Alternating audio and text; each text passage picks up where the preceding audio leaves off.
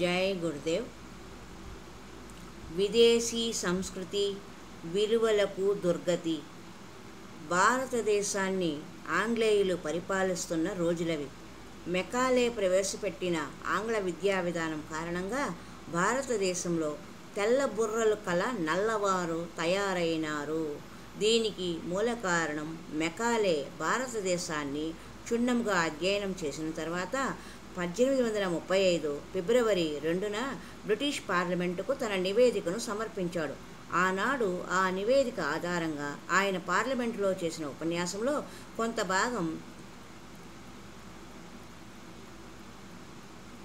దాన్ని మనం చూస్తున్నాం. భారతదేశం నలుమూలలా విస్తృతంగా పర్యటించారట.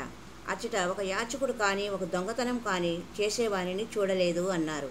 అంతటి సంపద ఆ దేశంలో ఉన్నది. ప్రజలకు ఉన్నతమైన నైతిక విలువలు ఉన్నాయి. గొప్ప వ్యక్తిత్వం గల వ్యక్తులు ఉన్నారు. ఆ జాతి యొక్క వెన్నెముక విలువనిదే. ఆ జాతిని మనం జయించలేము, అక్కడ మనుగడ సాగించలేము. అందుకోసం ఆ జాతి యొక్క ఆధ్యాత్మిక సాంస్కృతిక వారసత్వాన్ని నాశనం చేయాలి. అందుకు మార్గం ఆ జాతి యొక్క ప్రాచీన పురాతన విద్యా విధానాన్ని, సంస్కృతిని మార్పు చేయాలని నేను సూచిస్తున్నాను అని మెకాలే బ్రిటిష్ పార్లమెంట్లో పెట్టిన నివేదికలోని అంశాలంట.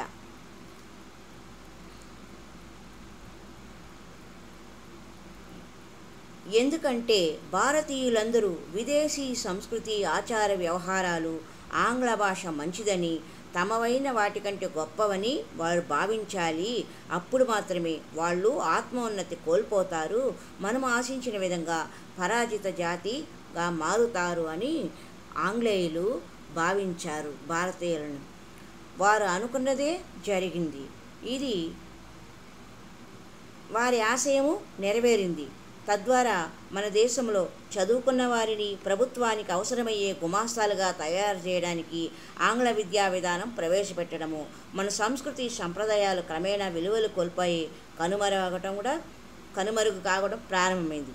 మెకాలే ఆశలు ఫలించాయి. మెకాలే గారు బ్రిటిష్ పార్లమెంట్లో ఏదైతే నివేదికను వివరించారో ఆయన కళ ఫలించింది. ఆ విధంగా భారతీయులందరూ బానిసత్వాన్ని అనుభవించారు.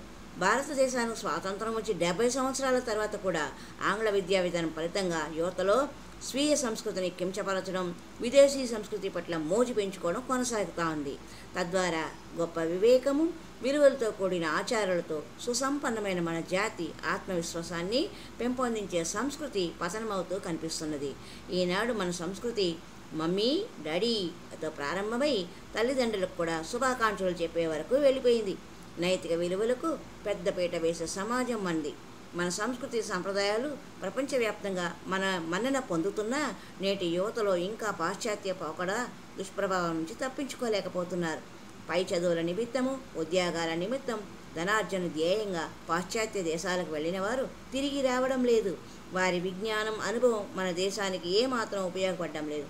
ప్రస్తుతం మన విద్యా విధానాన్ని పరిశీలిస్తే ఆధునిక విద్యలో ధర్మాన్ని ప్రబోధించి సౌశల్యాన్ని ప్రబోధించే మన పురాణ ఇతిహాసాలు కానీ, నీతి వాక్యాలకు కానీ చోటు లేదు. దేశ సంస్కృతిని, ఔన్నత్యాన్ని ప్రబోధించే గురువులు కరువయ్యారు. పిల్లలు గోవిందుడు ఎవరు అంటే గోవులను విందు చేసుకునేవాడు అంటున్నారు. చిన్నారులకు ప్రాథమిక స్థాయి నుంచే పాశ్చాత్య దేశాల సంస్కృతిని, జీవన విధానాన్ని చూపించి అర్థం లేని ఆంగ్ల రైమ్స్ బోధిస్తూ ఉన్నారు. అక్షరాభ్యాసాలలో ఓం నమ శివాయలు పోయి ఏబీసీడీలు దిద్దిస్తూ Jack and Jill went off the hill అని పాడుతూ అభినయం చేపిస్తున్నారు. ఉదాహరణకు ring a round the roses pocket full of possess.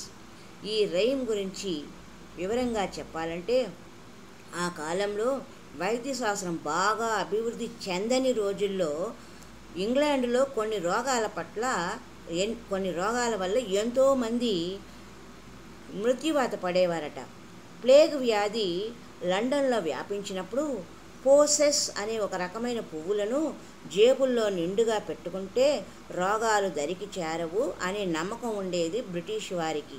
అలాంటి పువ్వులు దగ్గరలేకపోతే వీఆర్ ఆల్ ఫాల్ డౌన్, రోగంతో అందరూ చనిపోతారు, కాబట్టి ఈ పోసెస్ అనే పువ్వును పాకెట్లో పెట్టుకోండి అని చెప్పేవారట. అలాంటి వాక్యాలను విషాదకర సంఘటనకు ఆధారమైన ఈ రేమును మన పిల్లలు పాఠశాలలో, ఆంగ్ల విద్యా పాఠశాలలో ఉల్లాసంగా చప్పట్లు కొడుతూ కేరింతలు కొడుతూ పాడుతుంటారు. అంటే ఏమిటి? రింగ్ ఏ రోసెస్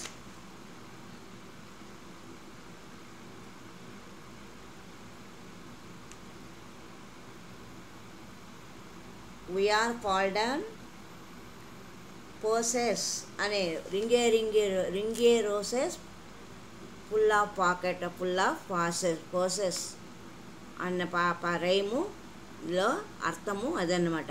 మన వేషభాషలు, అభిరుచులు, ఆచార వ్యవహారాలు పరాయి సంస్కృతి నీడలో సాగిపోతున్నాయి. అర్థం లేని ఆంగ్ల విద్యా విధానాన్ని అనుసరిస్తూ అదే గొప్పగా భావిస్తూ ఉన్నారు నేటి ఆధునిక సమాజం.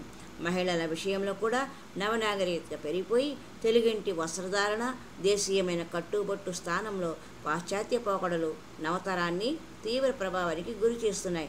నిజానికి సుందరమైన తెలుగు భాష మనది. అజంతా అందం మన భాష సొంతం. చూపులకు ఆకట్టుకుంటుంది. ఘంటసాల పాటల్లోని తెలుగుదనము, ఆత్రేయ మాటల్లోని తేటదనము, కృష్ణశాస్త్రి కవితల్లోని తీయదనం, శ్రీశ్రీ పలుకుల్లోని కరుకుదనం, బాపు బొమ్మలోని జానతనం మన భాషకు సొంతం. దీనికి మూలమైన మన తెలుగు భాష ఇప్పుడు ఏమవుతున్నది? కొంతకాలానికి ఏమి కాబోతున్నది? కనుమరుగవుతుందా? ఆత్మవిమర్శ చేసుకునే అవసరం ఏర్పడింది.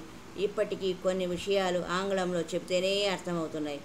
ఉదాహరణకు శక్తిని హార్స్ పవర్ అని చెప్పాలి, విశాల హృదయానికి లయన్ హార్ట్ అని చెప్పాలి, కాపలాదారునికి వాచ్ డాగ్ అని చెప్పాలి, వయ్యారంగా నడవడానికి క్యాట్ వాక్ అని చెబితేనే మన వారికి అర్థమవుతుంది.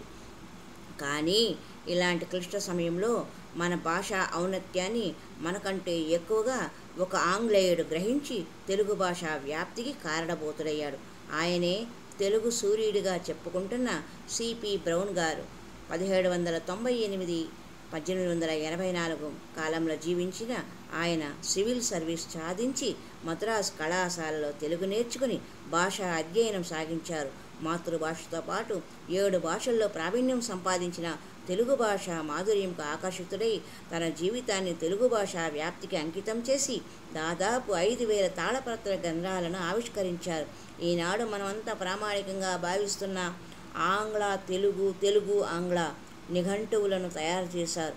వందల కొలది వేమన పద్యాలను వెలుగులోనికి తెచ్చిన ఏకైక వ్యక్తి. కడపలోని బ్రౌన్ గ్రంథాలయం, ఎర్రముక్కపల్లిలో ఆయన విగ్రహం ఆ జిల్లాలో బ్రౌన్ గారి పట్ల ఉన్న అనుబంధానికి గుర్తులు. లండన్కు తిరిగి వెళ్ళిన తర్వాత కూడా తెలుగు భాష వ్యాప్తికి అంకితమయ్యారు సిపి బ్రౌన్ గారు. ఒక విదేశీయుడు మన భారతీయ సంస్కృతికి, తెలుగు భాషకు సాయపడ్డారు. మనము ఎంతో అదృష్టవంతులమని చెప్పుకోవాలి. హరి ఓం తత్సత్.